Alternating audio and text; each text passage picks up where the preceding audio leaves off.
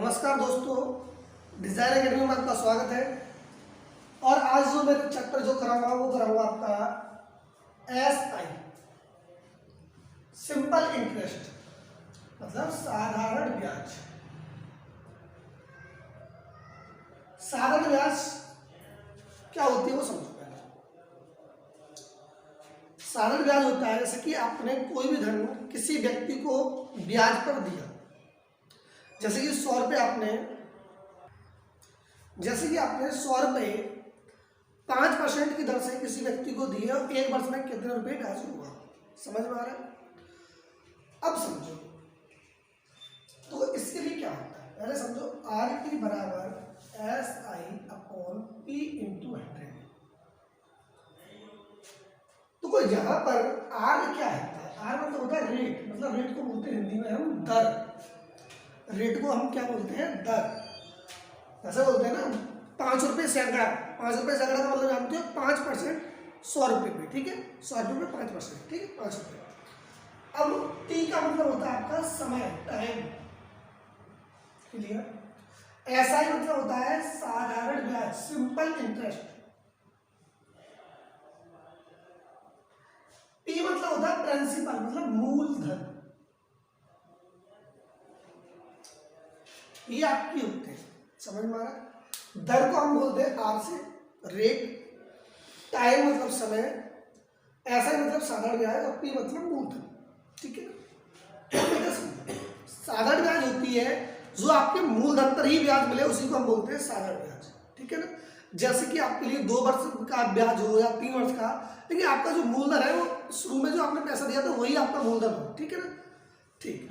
चक्रवृद्धि में क्या होता है कि जैसे कि आपके चक्रवृद्धि ब्याज में क्या होता है, पहले धन का मूलधन प्लस पहले वर्ष की ब्याज जोड़ देगा, फिर आपका मिश्र धन है वो मूलधन बन जाता है। यहाँ ऐसा नहीं है, यहाँ जो मूलधन होता है वह जो शुरुआत में आपने पैसा किसी को दिया है वो हमेशा आपका वही मूलधन होगा। बहुत इजी होता है।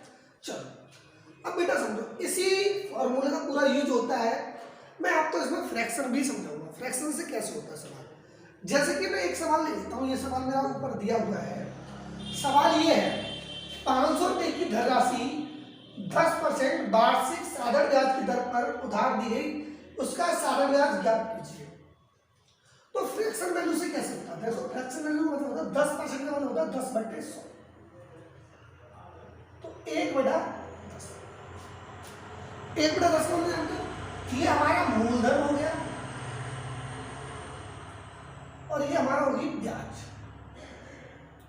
मतलब 10 रुपये पर आपको 1 रुपये की ब्याज, मतलब 10 रुपये पर आपको अगर 1 रुपये की ब्याज मिल रही है तो मिश्रधन कितना हो जाएगा, 11। हाँ, मिश्रधन क्या होता है, मिश्रधन समझ लो। मिश्रधन, तो मिश्रधन हमारा जो होता है, जैसे कि आपने कोई मूलधन किसी को दिया, उसके बाद आपने क्या हुआ, 2 साल बाद आपने पैसा लिया। 2 साल बाद जो पैसा आता है मतलब ब्याज भी आपके साथ आए और जो आपने पैसा दिया था वो भी आपके आए, तो वो हमारा होता है मिश्रधन। जैसे कि आप बोल सकते हो प्रिंसिपल होगा मूलधन प्लस सिंपल इंटरेस्ट, में हमारा क्या होता है, मिश्रधन होता है। अब मैंने क्या हुआ था, 10 रुपये थे और 1 रुपये की ब्याज, तो 11 रुपये तो वापस आएंगे, तो 11 रुपये हमारे क्या हो गया, मिश्रधन हो गया। अब बेटा समझो, 500 रुपये की धनराशि 10% साधारण ब्याज पर उधार दी, उसका साधारण ब्याज क्या कीजिए। 500 रुपये की धनराशि 10% वार्षिक साधारण ब्याज की दर पर उधार दी, उसका साधारण ब्याज क्या कीजिए। ये सवाल है, इसमें कुछ ना कुछ मिस्टेक है थोड़ी सी, ठीक है ना। अब देखो क्या मिस्टेक है, इसमें समय नहीं दिया, इसमें आपको समय नहीं दिया, वो मैं देखता हूँ कितना समय है इसमें। इस सवाल में बोला गया था 3 वर्ष के लिए ब्याज। क्लियर? अब समझो बेटा, इस चीज को समझो ध्यान से, या इससे मैं पहले आपको समझाऊंगा फॉर्मूले से, फिर मैं समझाऊंगा आपको फ्रैक्शन से। आपको बस इतना पता होगा 10% का मतलब होता है 1/10। अब बेटा समझो सवाल,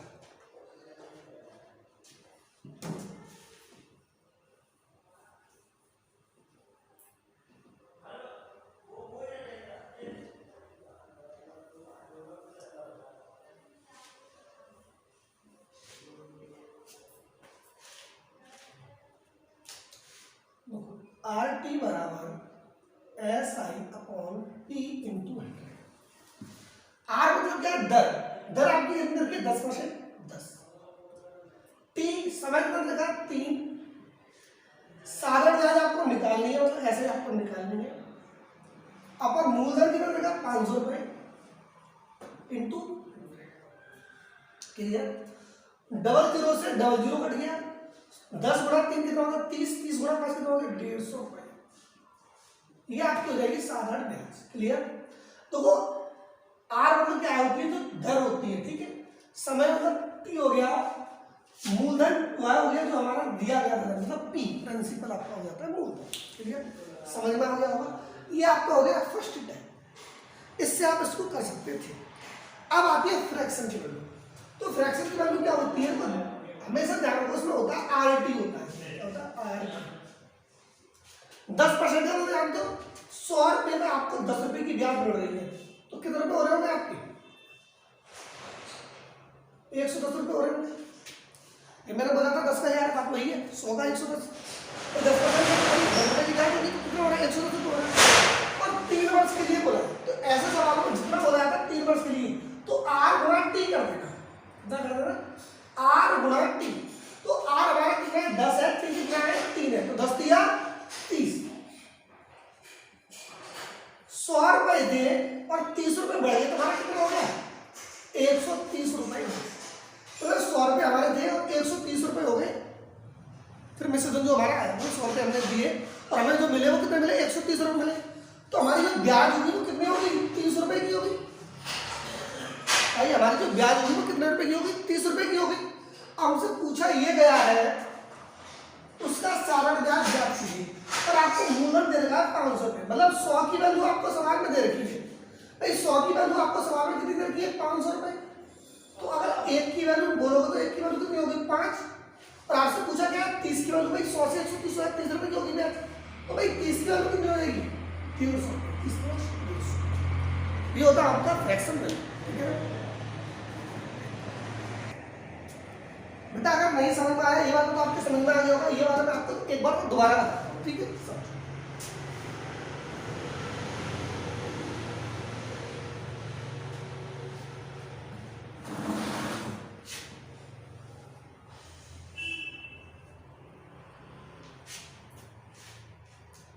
देखो 10% है, 10% का मतलब होता है 10/100।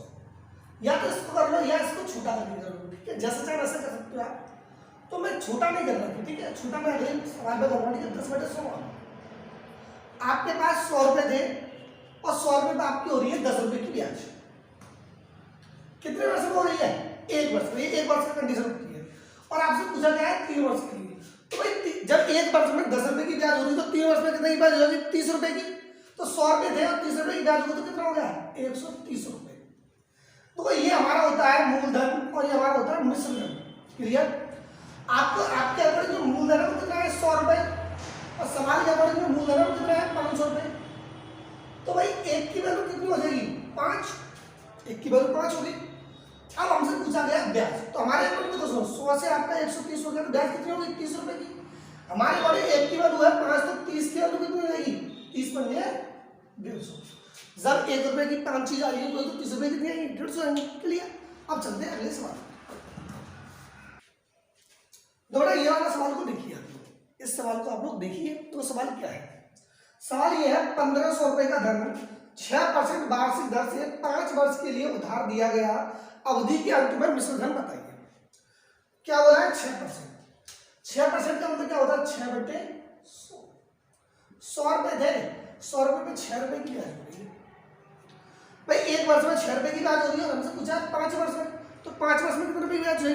1 वर्ष में 6 रुपए की ब्याज होगी, तो 5 वर्ष में कितनी हो जाएगी? 130 रुपए हो जाएगी।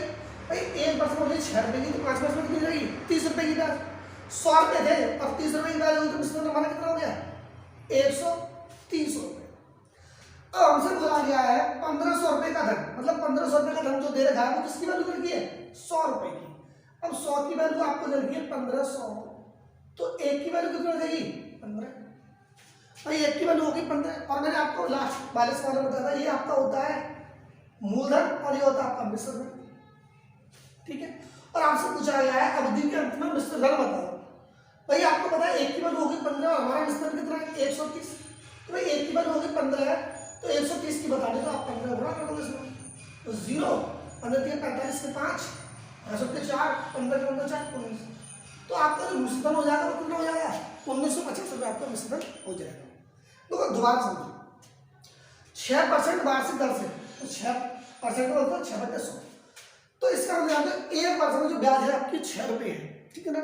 ये आपकी साधारण ब्याज है, तो आपका मूलधन तो हमेशा वही रहेगा जो पहले ईयर में था। आपकी ब्याज पहले वर्ष में 6 रुपये मिलेगी, दूसरे वर्ष में 6 रुपये मिलेगी, तीसरे वर्ष में 6 रुपये मिलेगी, लगभग मतलब ब्याज तो बराबर ही मिलेगी क्योंकि मूलधन उतना ही है। अब 5 वर्ष के लिए भाई 6 हिसाब से 5 वर्ष में आपको कितने रुपये मिलेगी, 30 रुपये की ब्याज होगी। 100 रुपये थे, 30 रुपये ब्याज के हो गए, तो मिश्रण हमारा कितना हो गया 130 रुपये हो गया। 100 रुपये से 130 रुपये हो रहा है, ठीक है। और 100 की जो वैल्यू है वो कितनी है 1500, तो ये मूलधन हमारा 100, हमारे अकॉर्डिंग मूलधन कितना है 100, सवाल के अकॉर्डिंग कितना है 1500, तो 1 की वैल्यू कितनी होगी 15, और हमें चाहिए किसकी वैल्यू 130 की, तो 130 की हो जाएगी 1950। यहाँ तो सवाल में पूछा था आपसे क्या मिश्रण पूछा था, अगर यहाँ पर हमसे पूछ लेता कि बताइए ब्याज कितनी है, तो ब्याज को कैसे निकालते, 100 से आपका 130 हो गया तो कितना बढ़ा 30 बढ़ा, तो 1 की वैल्यू हो गई 15, तो 30 की वैल्यू कितनी हो जाएगी 30 का गुणा कर 15 3 45, 450 रुपये आपका ब्याज हो जाता है। या आप सीधा बोल सकते थे भाई 1950 हमारा मिश्रण हो गया, 1500 रुपये आपका मूलधन था, तो ब्याज तो सीधा आएगा, मिश्रण से मूलधन घटा तो हमारा फ्री ब्याज आ जाएगा, ठीक है ना। उम्मीद है समझ में आ रहा होगा, अगर नहीं आ रहा तो कोई बात नहीं, आप कमेंट बॉक्स में मुझे राय दे सकते हो, मैं आपका अगली वाली वीडियो में दोबारा समझाता हूँ, ठीक है ना। चलो आगे चलते हैं। तो बेटा ये सवाल देखो, कोई धन 3% वार्षिक ब्याज की दर से 10 वर्ष में 650 रुपये हो जाता है, वह धन ज्ञात कीजिए। अब भाई सबसे ज्यादा इंपॉर्टेंट क्या है आपकी परसेंटेज कितना है 3%, 3/100, 100 रुपये था आपकी 3 रुपये की ब्याज, और 10 वर्ष में भाई 1 वर्ष में 3 रुपये की ब्याज है, तो 10 वर्ष में कितनी हो जाएगी 30 रुपये, तो 100 रुपये से कितना हो जाएगा 130। ये मैंने बोला था ये आपका होता है मूलधन, और ये क्या होता है हमारा मिश्रण अमाउंट, और आपको 10 वर्ष में 650 रुपये हो जाता है, मतलब हो जाता है क्या है मिश्रण, मतलब 130 की वैल्यू आपको दे रखी कितनी 650, 0 से 0 कट गया 53 तो 1 की वैल्यू होगी आपकी 5। वह धन ज्ञात कीजिए, वह धन का मतलब होता है मूलधन ज्ञात कीजिए, मूलधन हमारा कितना है 100, सब 1 की वैल्यू 5 है, तो 100 की वैल्यू कितनी हो जाएगी 500, तो हमारा आंसर क्या हो जाएगा 500, ठीक है। आगे चलते हैं, तो बेटा आप चलते हैं अगले सवाल पर। अगला सवाल ये है, कोई धन साधारण ब्याज की वार्षिक दर से 5 वर्ष में अपने का 3/2 गुना हो जाता है, 5 वर्ष में अपने का 3/2 गुना हो जाता है। दो समझो, साधारण ब्याज की दर से अपने का 3 गुना हो जाता है, अपने का 3/2 गुना हो जाता है, 3/2 गुना, इसका मतलब समझो पहले। कोई साधारण ब्याज धन थी, और जो हमारा धन था, जो हमारा धन होता है वो नीचे होगा मूलधन, जो अब हो गया वो हमारा ही होगा, मतलब 2 रुपए थे आपके और कितने हो गए 3 रुपए। भाई आपके पास 2 रुपए थे, अब 3 रुपए हो गए, दर थी पता नहीं कौन सी थी, भाई 2 रुपए थे और 3 रुपए आपके हो गए, तो जानते क्या हो गया 1 रुपए की आपकी हो गई ब्याज। मैंने फॉर्मूला बताया था, ये वाला फॉर्मूला IT बराबर ऐसा ही अपन P × 100। तो बस हमको इस सवाल में पूछा गया है ब्याज की दर बताइए, मतलब दर R आपको बतानी है। तो कुछ समय आपको दे रखा है 5 वर्ष, कितना दे रखा समय 5 वर्ष दे रखा है, 5 वर्ष दे रखा है, और आपका जो मूलधन है वो कितना है 2 रुपए, मूलधन कितना है 2 रुपए, ऊपर क्या है ब्याज, 2 रुपए से आपका 3 रुपए हो रहा है, तो ब्याज कितने रुपए की होगी 1 रुपए की इंटू 100, 2 से काटा 50 बार काटा, 5 से ये काटा कितनी बार गया 10 बार, तो R बराबर हमारी हो जाएगी 10%। कुछ बच्चों को ये समझ में नहीं आ रहा, मैंने काट कैसे दिया, भाई ये गुणा में नीचे आके वैसे भी तो ऊपर में आएगी, बट्टे में आएगी, वैसे भी कटेगी आप, तो डायरेक्ट काट लो, ठीक है ना। अगले सवाल पे चलते हैं। तो अगला क्वेश्चन ये है हमारा, एक धनराशि साधारण ब्याज की वार्षिक दर से उधार दी गई, वह 3 वर्ष में अपने की 5/4 में आती है, मतलब अपनी की होती है 5/4, 5/4 मतलब 4 रुपए थे और 5 हो गए, 4 रुपए थे आपके 5 रुपए हो गए, तो ब्याज कितने रुपए की होगी 1 रुपए की। फॉर्मूला वही RT बराबर SI अपॉन P × 100। भाई आपसे पूछा गया है दर ही पूछिए, R पूछिए, समय आपको दे रखा है कितना T 3 दे रखा है, ऐसा ही कितनी हो गई 4 रुपए से 5 रुपए हो रहे तो 1 रुपए की ऐसा ही हो गया, और यहाँ मूलधन कितना है 4 रुपए इंटू 100, काटा कितनी बार गया 25। तो r बराबर ये गुणा में इधर चला जाएगा, अपन में जाएगा 25 बटे 3 का भाग दोगे इसमें, तो 8 सही 1/3%। आपका आंसर हो जाएगा, कितना हो जाएगा 8 सही 1/3% आपका आंसर हो जाएगा। चलो आगे सवाल चलते हैं। दो इस सवाल को देखते हैं हम लोग। कोई धन साधारण ब्याज पर उधार दिया गया 3 वर्ष में, साधारण ब्याज मूलधन का 3/5 हो जाता है। देखो इस लाइन को बहुत ज्यादा इंपोर्टेंट आपको पढ़ना है। तो यहाँ पर क्या था, कोई धन अपने का हो रहा था, अपना धन था और फिर कुल धन हो गया था। यहाँ क्या है, साधारण ब्याज मूलधन का है, तो इसका मतलब तो इसका मैं समझा रहा हूँ। साधारण ब्याज जो है मूलधन का 3/5 है। क्लियर? तो ऐसा ही यहाँ पर रखोगे आप लोग और ये गुणा में इधर आकर कम हो जाएगा 3/5 वहीं रहेगा। तो समझे इसका मतलब, आपके पास 5 रुपये मूलधन है और ऐसा ही कितनी है 3 रुपए की है, तो सीधा आपको वही फॉर्मूला बनेगा RT बराबर SI/P × 100। अब भाई आर आपसे पूछा गया है, टी आपको 3 दे रखा है, SI आपको 3 दे रखी है, मूलधन 5 है × 100। 3 से 3 कट गया, 5 से इसको काटोगे कितनी बन गया 20%। तो आर हमारा हो जाएगा 20%। तो दोबारा सवाल को समझो। तो इस सवाल में इस सवाल में बहुत बड़ा अंतर है। वहां क्या है ना, कोई धन अपने का हो रहा है, यहाँ हो रहा है वो साधारण ब्याज मूलधन का 3/5। तो आप ना इस तरीके से आप बनाओगे सवाल बहुत अच्छा रहेगा। साधारण ब्याज बराबर मूलधन का 3/5, कहा होता है ना, मूलधन गुणा 3/5, पी गुणा के नीचे रहेगी तो कितना होगा 3/5। डायरेक्ट मत करना, गलती हो सकती है, थोड़ा सेट कर लेना, ठीक है, कोई दिक्कत नहीं। ऐसा ही आपकी 3 हो गई और मूलधन आपका 5 हो गया। सामने सामने इसके मान होते हैं और जब आपने आर आपको निकालना है, समय आपको 3 वर्ष दे ही रखा था, ऐसे आपकी 3 है, मूलधन आपका 5 है × 100, आपका आंसर आ गया आपका 20%। उम्मीद है समझ में आ रही होगी। आगे चलते हैं और इस सवाल को हम लोग देखते हैं। साधारण ब्याज पर दिए गए किसी धन का ब्याज उस धन के 3/16 के बराबर है। ब्याज जो है साधारण ब्याज है उस धन के 3/16 के बराबर है। अब समझो वही कंडीशन, तो ब्याज मतलब आप बोल सकते हो SI जो है मूलधन के कितने के बराबर है 3/16 के बराबर है। तो SI/P बराबर 3/16। यदि समय की वर्षों में संख्या दर की 3 गुने के बराबर है, यदि समय की वर्षों में संख्या दर की 3 गुने के बराबर हो, मतलब अगर आपकी दर है हमारी x तो समय है हमारा 3x, मतलब 3 गुना। क्लियर? अब बेटा समझो फॉर्मूला वही है, RT बराबर SI/P × 100। भाई हमने जो है आज जो माना है कितना माना है x माना है, समय कितना माना है हमने 3x माना है, बराबर SI कितना है 3/16 × 100। क्लियर? अब बेटा समझो 3 से 3 कट गया, x² बराबर 100/16। अब x बराबर जब यहाँ से हम लोग स्क्वायर को हटाएंगे तो यहाँ पर आपका अंडर चल जाएगा, तो 100/16। 100 किसका होता है 10 का होता है और 16 किसका होता है 4 का। 4 का भाग होगा इसमें तो 2.5% आपका r निकल के आ जाएगा, क्योंकि r का मान क्या है x का मान निकालोगे। तो अगर हमसे पूछ लेता है कि टाइम बताइए तो टाइम क्या होता है 3 × 2.5। तो यहाँ पर जो सम हो जाता है हमारा 7.5 हमारा सम हो जाता है और हमारी जो दर जो आ गई, दर कितनी आ गई हमारी 2.5। तो ध्यान रखना ये चीज हमने इस तरीके से निकाली है। उम्मीद है समझ में आ गई होगी। इसमें बस एक ही लाइन समझने वाली थी, यदि समय की वर्षों में संख्या दर के 3 गुने के बराबर हो, मतलब दर के 3 गुने हो, दर हमारी x है तो समय कितना हो जाएगा 3x हो जाएगा। ठीक है, बस यही सवाल था। आगे चलते हम लोग। चलो भैया हमारा अगला टाइप स्टार्ट होता है। अगला टाइप देखिए, किसी धन के 7 वर्ष और 10 वर्ष के साधारण ब्याजों का अंतर 150 रुपये है। तो सबसे पहले देखो 7 वर्ष और 10 वर्ष के में अंतर कितने का है 3 वर्ष का। 3 वर्ष में आपका ब्याज कितना हो गया 150 रुपये। 3 वर्ष हो गई आपकी और ये आपका हो गया ब्याज, मतलब ऐसा। यदि ब्याज की दर 5% हो तो वह धन ब्याज। तो या तो आप ऐसा कर लो, एक वर्ष पे आ जाओगे तो कितना हो जाएगा 50 रुपये। फॉर्मूला वही है RT बराबर SI/P × 100। तो R हमारी दे रही है 5 समय।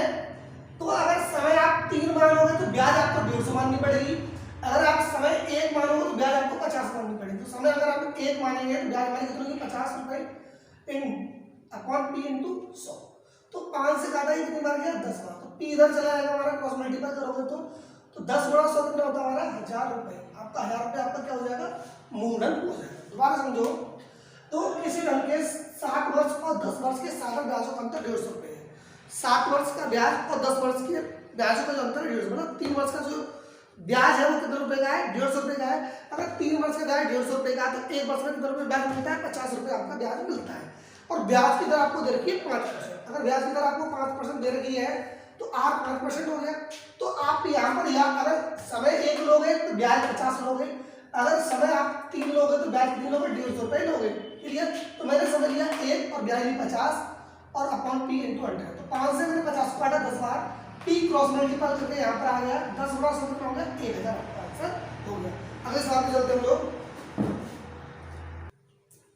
चलो बेटा इस सवाल को हम लोग देखते हैं। एक धन का 4% वार्षिक ब्याज की दर से 3 वर्ष के ब्याज और उसके 5 वर्ष के ब्याज से 400 रुपये कम है। मतलब 3 वर्ष का ब्याज उसके 5 वर्ष के ब्याज से 400 रुपये कम है। मतलब 2 वर्ष का जो ब्याज है वो कितना है, 400 रुपये। तो 1 वर्ष का ब्याज कितना हो जाएगा, 200 रुपये। अब फॉर्मूला वही होता है हमारा, आर टी बराबर SI अपॉन पी इंटू। तो आर हमारी कितनी दर की है, 4%। समय अगर 1 मानोगे तो आपका हो गया 200 रुपये, अगर 2 मानोगे तो 400 रुपये हो जाएगा। तो हमने माना 1, ऐसे कितनी होगी, 200 अपॉन पी इंटू 100। 4 से हमने इसको काटा कितनी बार गया, 50 बार। पी इधर आ जाएगा, 50 गुणा 100 कितना होता है, 5000 रुपये आपका मूलधन हो जाएगा। ठीक है। हाँ भाई, मुझे उम्मीद है आपके समझ में आ गया होगा। अगर नहीं समझ में आया तो कोई बात नहीं, आप लोग मुझे राय दे सकते हो। और हाँ, वीडियो को ज़्यादा से ज़्यादा शेयर करो और अगर अच्छी लगती हो तो सब्सक्राइब भी करो। ठीक है, धन्यवाद।